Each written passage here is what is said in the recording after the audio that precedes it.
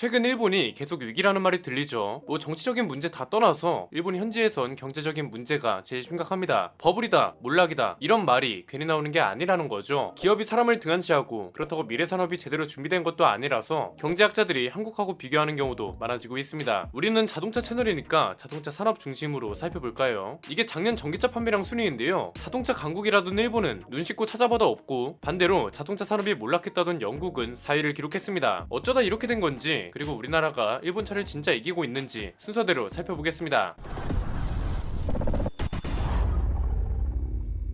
방금 전에 보신 자료가 뭐냐면 그 나라에서 전기차가 얼마나 팔렸는지를 나타낸 통계입니다. 중국에서 팔린 전기차가 175만 대에 달하고요. 미국이 27만 대, 독일은 24만 대, 한국은 7만 대를 팔았습니다. 대수만 중요한 게 아니죠. 성장률도 볼까요? 중국은 2020년 대비 222% 성장했고요. 미국은 55%, 독일은 141%, 그리고 한국은 95%나 성장했습니다. 그만큼 전기차 보급 속도가 빠르고 전기차를 열심히 만들고 있다는 거죠. 근데 이게 작년 11월까지의 통계라서 최신 자료를 찾아봤거든요. 역시나 일본은 순위권에 없었습니다. 한국이 10만 700대를 팔고 성장률 115%를 기록할 동안 일본은 2만 3,300대밖에 못 팔았습니다. 성장률도 45%밖에 안 되고요. 이게 일본인들이 보수적이라 그런 걸까요? 일본차 제조사들은 글로벌 브랜드니까 판매량이 많지 않을까 했는데 브랜드별로 살펴봐도 전혀 그렇지 않았습니다. 테슬라가 92만 대를 넘어서면서 1위를 차지했고, 상해 기차가 61만 대를 넘게 팔아서 2위를 차지했습니다. 3위는 폭스바겐이고 43만 6,700대를 팔았습니다. 비아디는 33만 5천 대를 팔아서 4위, 현대차는 23만 500대를 팔아서 5위를 기록했습니다. 일본차는 상위 5위권에 들어올 수 있는 상황 자체가 아니라는 거죠. 여기까지만 봐도 일본과 일본차 브랜드가 전기차 시장에서 얼마나 뒤처지고 있는지 알 수 있는데, 사실 좀 이상하지 않으세요? 북미에서 1등을 하는 것도 모자라서 동남아 시장을 잠식하고 있고, 아프리카도 거의 일본차고, 국가가 아니라 대륙 단위로 시장을 먹고 있는 일본차가 전기차 순위에는 없다? 그럴 수밖에 없는 이유가 있습니다. 이건 크게 세 가지로 정리할 수 있는데요. 첫 번째는 일본은 애초에 전기차 산업에 굉장히 소극적이었다는 겁니다. 제조사 이전에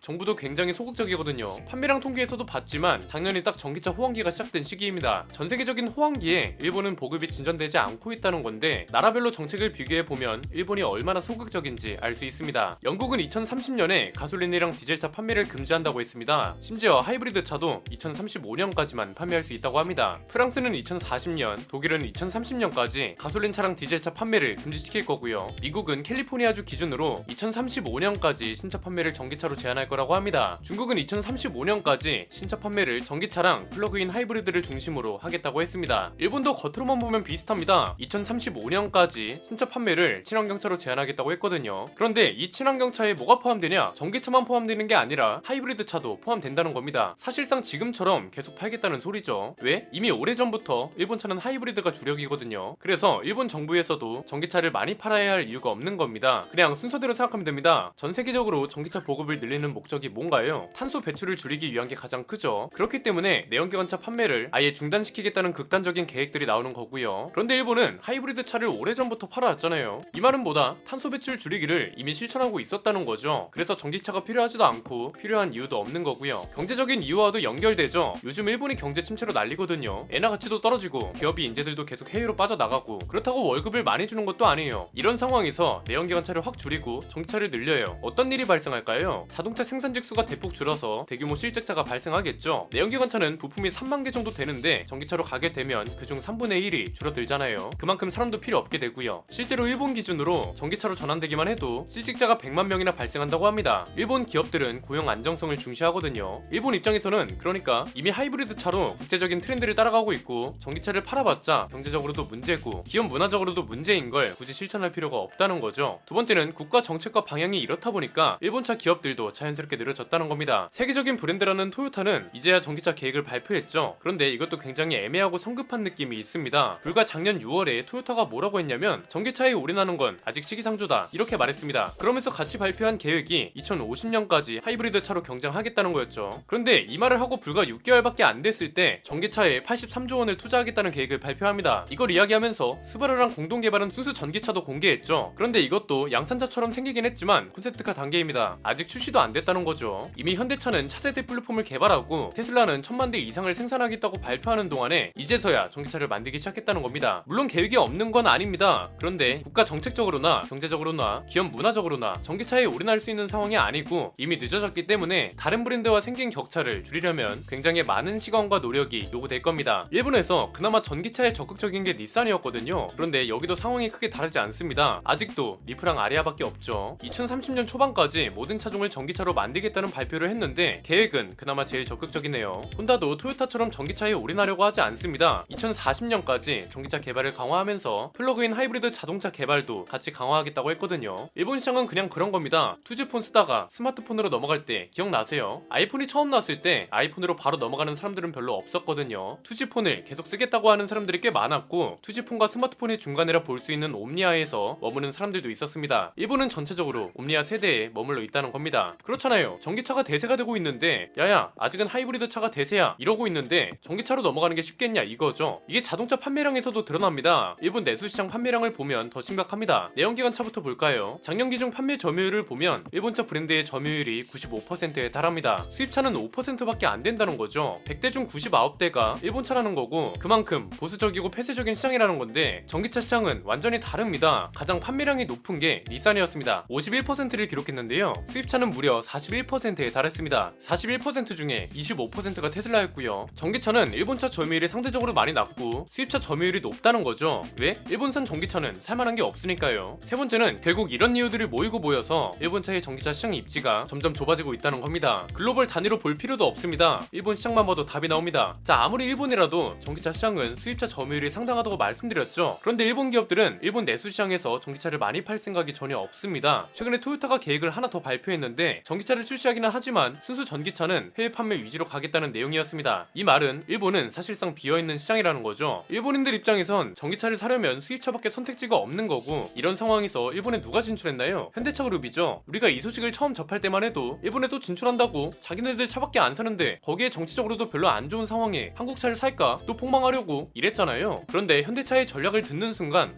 이거 가능할 수도 있겠는데 이런 생각으로 바뀌었습니다. 현대차의 전략이 뭔가요? 순수 전기차로 승부를 보겠다는 거죠. 그래서 일본에서는 꽤 큰 편에 속하는 아이오닉 5를 먼저 출시하고 캐스퍼 전기차도 출시할 거라고 밝혔습니다. 캐스퍼 전기차는 당연히 테슬라보다 훨씬 저렴할 거고 일본 시장에도 최적화된 크기니까 안 팔릴 이유가 없죠. 그럼에도 안 팔린다면 그냥 한국 차라 안 팔린다고 보면 될 것 같습니다. 내연기관차 시장은 굳건하지만 전기차 시장은 일본 내수도 그렇고 해외 시장도 그렇고 일본의 입지가 크게 좁아지고 있다는 거죠. 그래서 요즘에 일본 차는 전기차 시장에서 도태되고 전기차 시장은 미국하고 유럽 그리고 한국 브랜드가 점령할 거라는 말이 나오는 겁니다. 중국은 중국 전기차가 워낙 강세고요. 이런 말이 나오는 이유도 간단합니다. 세 가지로 정리해 볼까요?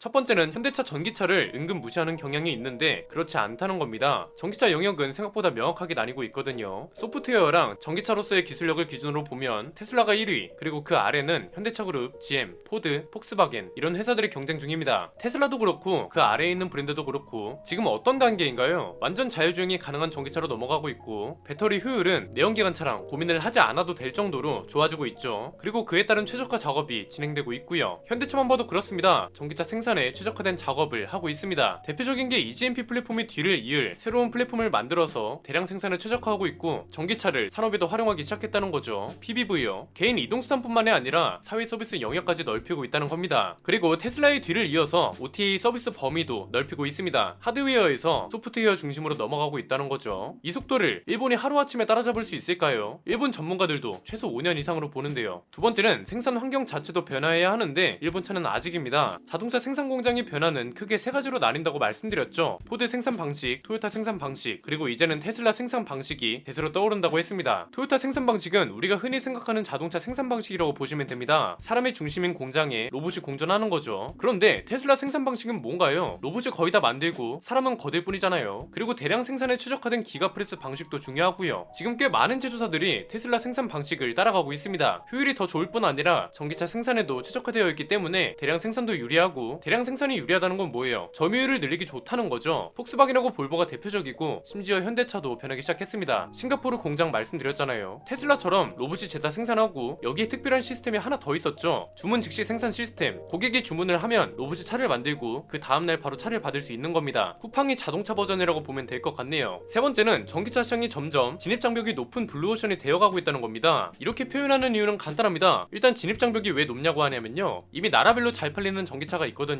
테슬라가 전기차 시장을 거의 모두 장악하고 있는 와중에 한국은 현대차그룹이 꽉 잡고 있고요. 동남아 시장도 지금 한창 전기차 보급을 늘리려고 하는데 일본차보다 현대차가 선수를 쳤죠. 미국은 테슬라, GM, 포드 이런 브랜드가 꽉 잡고 있고, 유럽은 테슬라랑 폭스바겐이 있습니다. 중국은 중국 브랜드가 꽉 잡고 있고요. 남은 곳은 일본인데 여기도 테슬라랑 현대차그룹이 선수를 치고 있습니다. 그래서 진입장벽이 높다는 거고요. 그 와중에 블루오션이라고 말한 이유는 뭔가요? 시장에 진입하기는 어렵지만 막상 진입을 하면 생각보다 경쟁 상대가 많지 않기 때문이죠. 사실상 오늘 제가 언급한 브랜드 말고는 전기차를 제대로 만드는 회사가 없습니다. 현대차그룹, 테슬라, 포드, GM, 폭스바겐, 포르쉐, 그리고 나머지는 중국 브랜드. 이거 말고 더 있나요? 볼보랑 르노 같은 곳들도 이제 막 시작했잖아요. 결론적으로 말하면 한국차가 일본차를 이기는 게 이제는 당연한 시대가 됐다는 겁니다. 내연기관차는 한국차가 일본차를 따라가야 한다고 했지만 전기차만큼은 다르다는 게 명확하게 드러나고 있죠. 이미 시장에 나와 있는 상품들을 보나 시장 점유율을 보나 앞으로의 계획을 보나 한국차가 훨씬 앞서 있다는 건 부정할 수 없습니다. 지금 전기차 시장에서 현대차를 비판하는 여론 거의 없죠. 영국, 독일을 비롯한 유럽, 미국, 심지어 일본까지 극찬하고 있잖아요. 굳이 복잡하게 생각할 필요도 없습니다. 일본 정부의 정책, 일본 기업의 의지, 일본의 경제적 문화적 상황, 이런 것만 봐도 전기차에 집중할 수 없는 상황입니다. 현대차는 지금 글로벌 시장에서 경쟁을 해야 하기 때문에 안심할 수 있는 상황도 아니고요. 빠르게 움직이지 않으면 무조건 도태되는 시장입니다. 그래서 신차 계획도 적극적으로 발표하고 있는 거죠. 최악의 시나리오가 현대차가 도태되고 일본차가 따라잡는 건데 글쎄요, 힘들지 않을까요? 자료를 찾아보면서도 한국 전기차의 발전 속도가 굉장히 빠르고 그게 슬슬 성과로도 잡히고 있는 것 같아서 감회가 새로웠습니다. 우리는 괜히 그런 마음 있잖아요. 다른 경기는 몰라도 한일전은 무조건 이겼으면 하는 마음이 있는데 전기차는 차이가 너무 명확한 상황이라서 괜히 기분 좋아지는 내용이 아니었나 싶습니다. 오늘 내용은 여기까지입니다. 안PD의 스포일러 안PD였습니다. 감사합니다.